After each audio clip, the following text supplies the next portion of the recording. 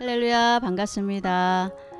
5월 26일 큐티 함께 나누겠습니다. 잠언 14장 1절 2절 말씀, 제목은 경외와 경멸입니다. 지혜로운 여자는 집을 세우지만 어리석은 여자는 제 손으로 집을 무너뜨린다. 바른 길을 걷는 사람은 주님을 경외하지만 그릇된 길을 걷는 사람은 주님을 경멸한다. 네, 1절 말씀에 지혜로운 여인은 집을 세운다 라고 말씀을 하고 있습니다. 집을 세운다라는 말은 가정을 화목하고 행복하게 한다는 의미와 또 가정을 경제적으로 부유하게 한다는 그런 의미를 담고 있습니다. 우리는 돈으로 집 건물을 크고 보기 좋고 또 아름답게 그렇게 만들 수가 있습니다. 그러나 가정과 가문을 세우고 이끌어가는 것은 좋은 성품으로 가능합니다. 그리고 그 좋은 성품은 하나님의 말씀 안에서 이루어져 가야 하는 것입니다. 2절 말씀 보겠습니다. 바른 길을 걷는 사람은 주님을 경외하지만 그릇된 길을 걷는 사람은 주님을 경멸한다.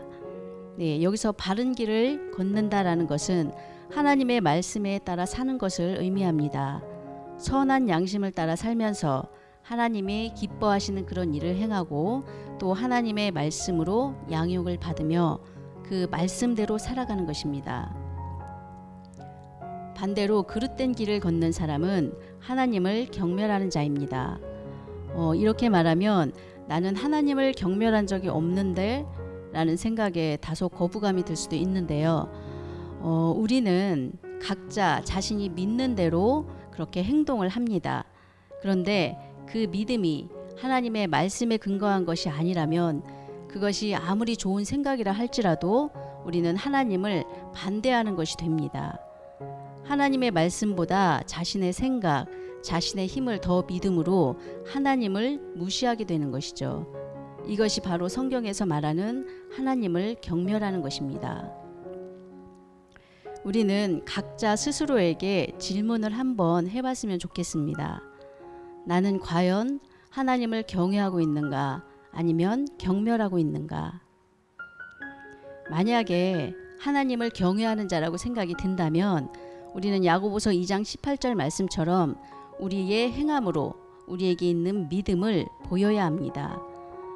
우리의 입의 말이 아닌 하나님의 말씀을 믿는 그런 행동으로 주님을 경외하고 있음을 나타내야 하는 것입니다. 성령 안에서 성령의 열매를 하나씩 하나씩 맺어가는 삶이 바로 하나님을 경외하는 삶입니다. 이런 삶을 살아갈 때 1절 말씀과 같이 지혜로 그 집을 세워갈 수 있는 것입니다. 오늘 하루도 우리들 안에 언제나 하나님의 말씀이 충만해서 하나님을 경외하는 마음이 가득해서 그래서 하나님의 말씀을 따라 사는 그런 하루가 되기를 소망합니다.